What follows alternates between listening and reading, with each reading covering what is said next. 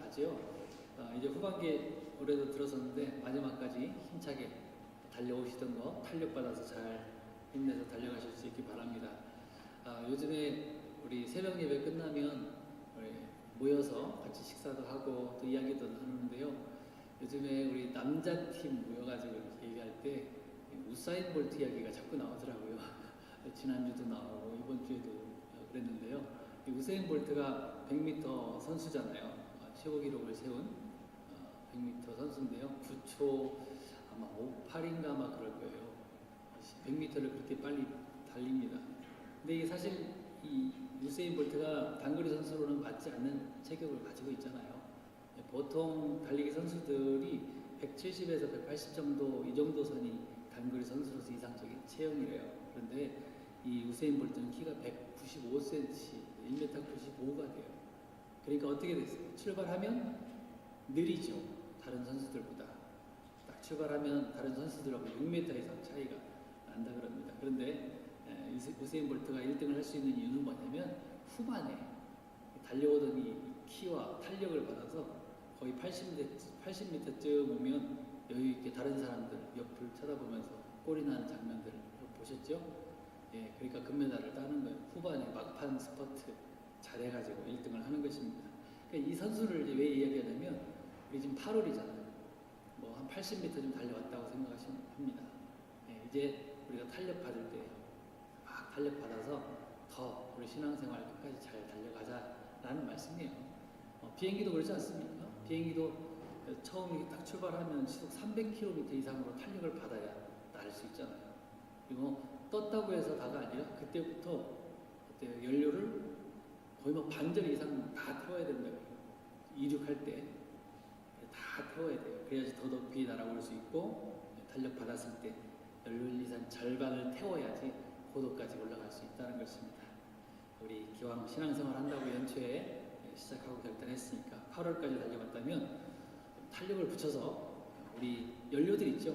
태워야 될 거, 시간, 우리 물질, 또 우리 정성 이런 것들 좀 잘 투자하고 태워서 우리가 정결케 되는 일에 그리고 하나님께서 목표하신 오래 잘 달려갈 수 있기를 축복합니다. 오늘 이 솔로몬의 성전 건축 이야기를 하는 가운데 성전이 지어진 장소에 대한 이야기도 하고 있고요.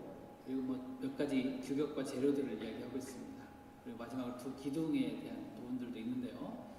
우리가 오늘 이 두 부분을 살펴볼 건데 솔로몬 성전이 지금 이 교회하고 비슷하잖아요. 지금의 교회죠. 배울 게 많습니다. 성막은 뭐예요? 예수님 자체예요. 성막 예수님. 그리고 우리는 그의 지체이기 때문에 우리도 교회인 것이고 그러므로 구약 성경을 보면서 지금 교회와 예수님의 사역을 이렇게 잘 배울 수가 있는 것입니다. 자, 이 성전이 지어진 장소가 어디인지도 굉장히 중요한데요. 1절에 어디라고 했어요? 하나님께서 다윗에게 나타나셨던 장소예요. 오르난의 타작마당. 여부스 사람 오르난의 타작마당이라고 얘기합니다. 근데 사실 이게 훨씬 전 아브라함 시대에 아브라함이 여기서 아들 이삭을 바쳤던 장소거든요. 모리아산. 거기가 바로 오르난 타작마당인 거예요. 하나님께서 특별히 이곳을 지정해 주신 이유가 뭐예요? 이곳이 바로 성전이 지어질, 예루살렘 성전이 지어질 곳이고 여기서 예수님께서 십자가에 달리시는 그런 모습이기 때문에 같은 장소입니다. 그러니까 이 안에 또 눈에 보이는 성전의 어떤 의미들도 중요하지만 영적인 의미가 더 있는 곳이라는 것을 알려주고 계신 겁니다. 그래서 오늘 이 성전에 관한 부분들을 이렇게 엑기스만 좀 뽑아서 무엇을 배워야 될지 좀 살펴보려고 하는데요. 첫 번째는 이 교회는 회개와 용서가 있는 곳이라는 거예요. 다윗의 시대에 이 아라우나 이 오르난의 타작마당에서 어떤 일이 있었다고요? 다윗이 여기서 제사를 드렸어요. 화목 제사를 드렸단 말이에요. 왜 이곳에서 제사를 드렸습니까? 다윗이 제사를 드린 이유는 다윗이 범죄했기 때문에. 어떤 범죄예요? 하나님께서 인구조사 하는 것을 굉장히 싫어하셨잖아요. 그런데 다윗이 인구조사를 했어요. 그거 뭐냐면 하나님께서 하신 일을 은근히 자기 공로로 돌리려고 하는 속셈이 있었기 때문에 그래요. 봐라, 나는 이렇게 위대한 왕이다. 내가 왕이 되니까 이렇게 태평성대를 누리고 이렇게 오랫동안 평안을 누리고 있지 않느냐라고 하는 그런 마음이 여기 들어가 있었던 거예요. 그러니까 인구 조사를 다 하면서 이렇게 많은 숫자를 가지고 자기를 드러내려고 하는 마음이 있었기 때문에 그렇습니다. 물론 전에 1차 조사 때는 하나님께서 시키셨어요. 다윗아, 인구조사 해봐라. 그때는 무슨 의미가 있었어요? 너희들이 이렇게 작고 연약한 민족이다. 그런데도 내가 이렇게 은혜를 베푼다라는 의미가 있었거든요. 근데 2차 때는 시키지도 않았는데 자기가 본인이 인구조사를 했던 거예요. 하나님께서 이 마음을 아시고 중심을 감찰하시잖아요. 그 마음을 아시고 벌을 내리셨어요. 3가지 옵션을 주셨어요. 뭘 받을래? 어떤 벌을 받을래? 3가지 옵션이 뭐였어요? 이 3년 동안 흉년과 기근이 온 나라에 있을 것이다. 이게 첫 번째 옵션. 두 번째는 3개월 동안 대적에게 쫓겨다니는 그런 벌이에요. 그리고 세 번째 옵션은 뭐예요? 3일간 온 지역에 전염병. 다윗이 뭘 골랐습니까? 어떤 마음으로 골랐어요? 사람에게 벌 받는 것보다는 하나님께서 직접 내리시는 벌을 받겠습니다. 사람에게 벌려지지 않기를 바랍니다. 라는 마음으로 3일간 온 땅에 전염병을 골랐어요. 그래서 온 땅에 정말 3일 동안 전염병이 가득했죠. 그래서 얼마나 죽었어요? 7만 명이나 되는 사람이 죽었어요. 그 이후에 다윗이 자기 잘못과 교만함을 깨닫고 여기 이 오르나의 타작마당을 사서 제사를 드리는 거거든요. 여러분, 우리가 이 다윗의 죄의 모습들을 보면서 다윗을 뭐라고 할 수가 없어요. 사실 우리도 역시 이런 죄를 다 똑같이 짓고 있는 거 아닙니까? 우리도 뭐 얼마나 내 업적, 내 자랑을 많이 하고 사십니까? 은근히 자기를 드러내려고 하는 모습들 있잖아요.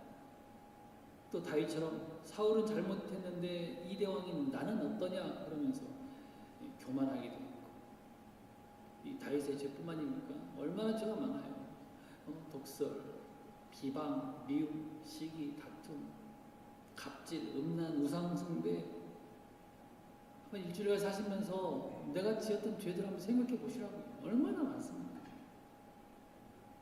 내가 깨닫지 못해서 그렇지 이 죄들이요 얼마나 많은지 몰라요. 얼마나 은밀하게 우리에게 다가와서 죄를 짓게 하는지 몰라요. 근데 하나님은 이런 죄들이 있을지라도 다윗처럼 나와서 회개하기를 바라시는 거예요. 그리고 그렇게 회개하는 다윗의 제사를 받으셨던 것처럼 지금도 누구든지 회개하고 나와서 예배하는 성도들의 예배도 받으시는 거예요. 교회가 바로 이런 곳이라는 거죠. 어떠한 허물과 죄라도 우리 예수님의 보혈로 씻지 못할 죄가 없는 줄 믿습니다. 다 가지고 나오시면 다 용서해 주신다 그랬어요. 솔로몬의 그 성전 봉헌식 할 때도 그렇게 기도했잖아요. 열왕기상 8장에 이 성전을 향하여서 어떠한 기도를 다 드리든지 하나님 다 들어주세요. 하나님 들어주셨나요? 안 들어주셨나요? 다 들어주셨어요. 어떠한 죄를 가지고 나오든지 혹은 민족적인 죄를 짓든지 개인적으로 죄를 짓든지 무슨 죄를 가지고 하나님 앞에 나오든지 하나님 앞에 나오면 이 성전에서 예배하고 기도할 때에 다 용서해 주십시오. 기도했단 말이에요. 하나님 다 들어주셨어요. 지금도 마찬가지예요. 그러니까 언제든지 여러분이 이 성전에 찾아 나오십시오. 우리가 이 성전에서 기도할 때 하나님께서 분명히 들으시고 용서하시고 씻어주시고 우리의 기도를 다 들어주실 줄 믿습니다. 이 구약의 제사하고 다르잖아요. 구약의 제사는 절기에 맞춰서 나와야 돼요. 스케줄 맞춰서 나와야 되거든요. 근데 우리는 언제든지 나올 수 있습니다. 담대하게 이 교회에 나올 수 있습니다. 나와서 하나님 앞에 이곳에 조용할 때 나와서 기도합니다. 하나님께서 얼마나 좋아하시고 우리에게 은혜를 주시겠습니까? 우리 은혜의 보좌 앞에 언제든지 나오셔서 그 은혜를 경험하실 수 있길 바랍니다. 교회는 그런 곳이에요. 또 하나, 말씀에 순종하는 법을 배우는 곳입니다.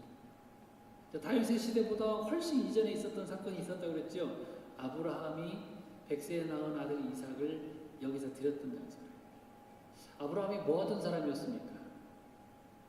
온 집안이 다 우상 만들어서 파는 집안이었어요. 거기서 살았단 말이에요. 근데 오늘 하나님께서 나타나셔서 내가 너에게 아들을 줄 테니 많은 민족을 줄 테니 너는 이곳을 떠나라 하셨단 말이에요. 그래서 고향을 나왔어요.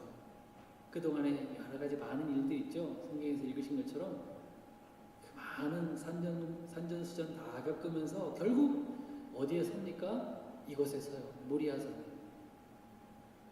거기서 아들 이삭을 바칠 수 있는 순종의 믿음을 보여줬다는 것이죠. 여러분, 이 아들 이삭 바치는 게 지금 어떤 의미가 있었다고요? 아들 이삭, 정말 귀중한 아들 이삭을 바치는 게 어떤 의미예요? 하나님을 하나님으로 인정하고 믿습니다라는 의미가 거기 들어가 있어요. 신앙 고백이에요. 어떤 하나님을 인정합니까? 아기를 가질 수 없는 나이가 많이 든 그런 불가능한 몸이었지만 아기를 갖게 됐다는 것은 하나님은 생명의 주관자이십니다 라는 그 고백이 거기 들어가 있는 거예요. 하나님은 한 부족의 신이 아니라 모든 나라, 모든 신들 중에 가장 크신 하나님이시다 라는 고백이 여기 들어가 있는 거예요. 한번 보세요. 북한 롯이 잡혀갔을 때에 나라와 나라의 전쟁 가운데서 한 가정군사가 들어가서 꺼내왔단 말이에요. 어떻게 가능합니까 그게? 하나님께서 지키시고 함께 하셨습니까? 한 민족의 신, 나만의 하나님이 아니고 온 민족과 나라를 다스리는 그런 능력의 하나님이시라는 것이죠. 그 고백이 거기 들어가 있는 거예요. 그리고 또 이삭을 제물로 드려도 다시 살려내실 수 있는 부활의 주님이심을 인정한다는 것이 굉장히 중요한 의미가 있는 거예요. 아들 이삭 단지 아까워. 근데도 바쳤어. 이게 아니에요. 그런 정도가 아니라고. 여러분, 우리도 이런 신앙의 내용들을 가지고 예배하면서 순종을 배우는 것이거든요. 우리도 각자의 생각들이 다 다릅니다. 생각도 달라요. 가치관도 달라요. 다 기준들이 있습니다. 근데 교회 안에 우리가 딱 모이면요, 순종해야지 교회가 되는 거예요.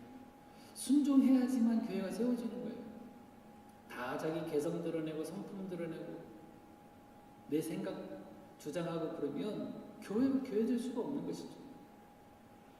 말씀에 순종하는 법을 배우는 것입니다. 그걸 보여주기 위해서 아브라함과 이삭이 예를 들어주신 거거든요.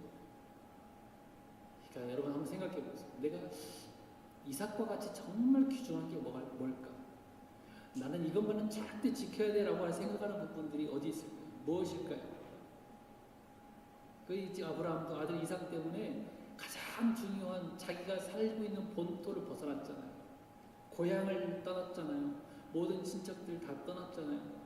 그렇게 해서 얻은 가장 소중한 아들인데 하나님께서 바치라 하신다고 바칠 수 있었을까요? 그런데 기꺼이 순종했던 거예요. 그럴 때 하나님께서 이 땅에서도 아브라함을 정말 부유한 재벌로 만들었어요. 그때 당시에 아브라함만큼 큰 재벌이 별로 없었습니다. 재벌로 풍요하게 만들어주셨고요. 또 영적으로도 복의 근원이 되게 해주셨고 모든 믿는 자의 조상이 되게 해주셨던 것이죠. 우리 믿는 사람들은 사실 우리 신앙생활의 가장 핵심이 뭐냐 그러면 순종이에요. 순종함으로 역사가 일어나는 것이죠. 우리 예수님 보세요. 예수님께서 십자가에서 순종하지 않으셨으면 우리 구원 없습니다. 순종하셨거든요.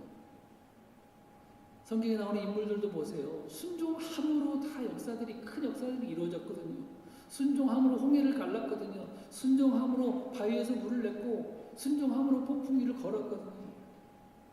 큰 여리고성도 순종함으로 하루에 한 바퀴씩 칠 때 7바퀴 도는 동안에 그게 얼마나 힘들어요. 도는 거야 돌 수 있겠지만 아무 소리도 안 낸다는 거 저는 그 생각할 때마다 정말 신기해요. 근데 모든 사람들이 다 순종했어. 순종함으로 여리고성이 무너집니다. 순종함으로 해가 멈춥니다. 다 연결해서 보세요. 다 순종으로 이루어진 일들이거든요. 혹시 우리가 이 땅에서 순종함으로 생명을 드릴 때에 부활의 주님께서 우리를 다시 살리시고 영생으로 갚아주실 줄 믿습니다. 우리 이런 순종하는 성도가 되어지기를 축복합니다. 세 번째는요, 교회는 섬김과 헌신을 배우는 곳이에요. 섬김과 헌신. 구약 성전에서는 어떤 일들을 했습니까? 구약 성전에서는 제사를 드렸어요. 짐승을 잡아서 번제로 드리면서 피를 드리는 일을 했어요. 왜 이런 일을 했습니까? 죄 때문에. 내 죄 때문에. 내가 죄값을 치러야 되는데 짐승이 대신 죽어야 된다. 상징이죠. 그런데 이렇게 죄를 내가 지어놓고 짐승을 대신 죽이면 여러분 죄가 없어집니까? 죄가 없어집니까? 정말로? 그냥 없다 해주시는 거지 죄가 없어지는 거 아니거든요. 그렇게 제사 드려놓고 또 가서 죄 짓거든요. 그게 우리들의 모습 아닙니까? 죄 지으면 또 제사 드려야 되고, 죄 지으면 또 짐승 죽여야 되고, 매일매일 달마다 해마다 짐승들만 죽어나가는 거죠. 이게 다 무슨 소용입니까? 그리고 얼마나 번거롭고 이게 지금 참혹한 일입니까? 하나님께서 그것을 아셨기 때문에 이제 단번에 드릴 희생 제물을 준비하신 거예요. 누구세요? 예수님이세요. 그 희생 제물, 단번에 드릴 희생 제물은 예수 그리스도시란 말이죠. 이제는 그래서 예수님께서 십자가에서 한꺼번에 제사를 다 드리심으로 더 이상 다시 짐승을 죽일 필요가 없어요. 안 그랬으면 오늘 저와 여러분들은 손에 피 묻혀요.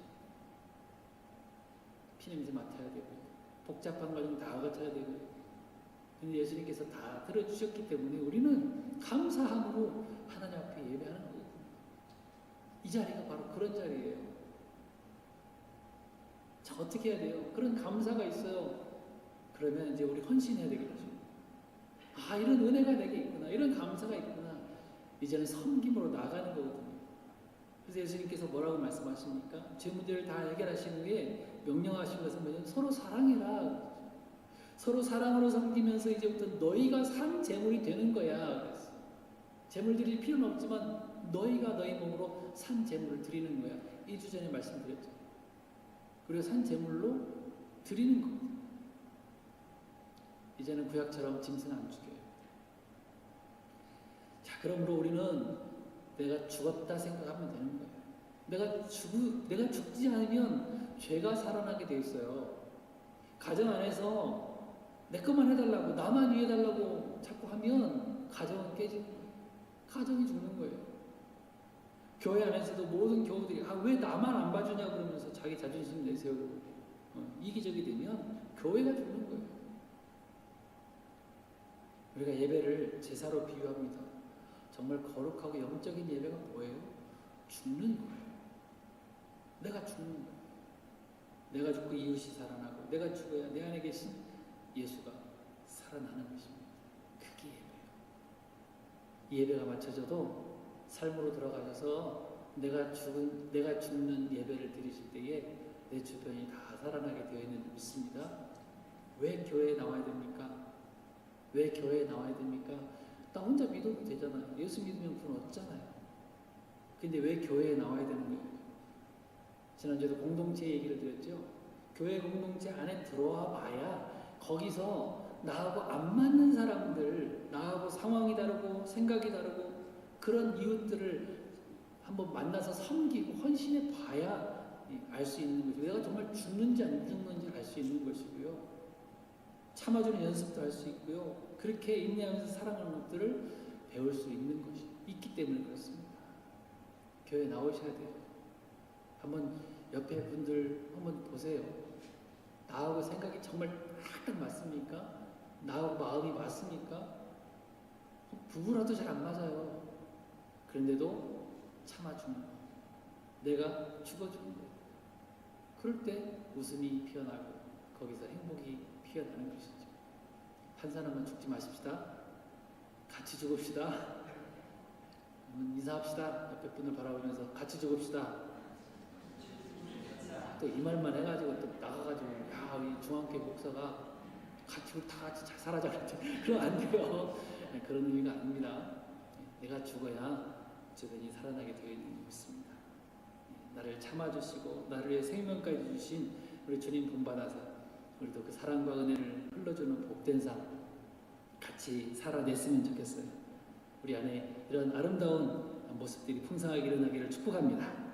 마지막으로 우리 성전 앞에 세운 두 기둥의 의미가 있죠. 두 기둥 이름이 뭐죠?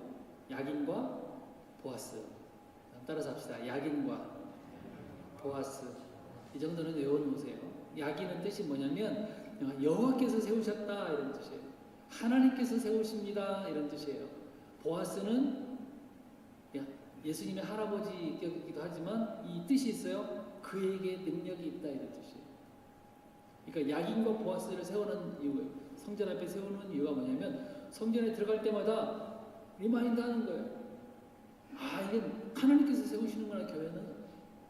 아, 하나님께만 능력이 있구나. 이것을 생각하고 있는 거예요.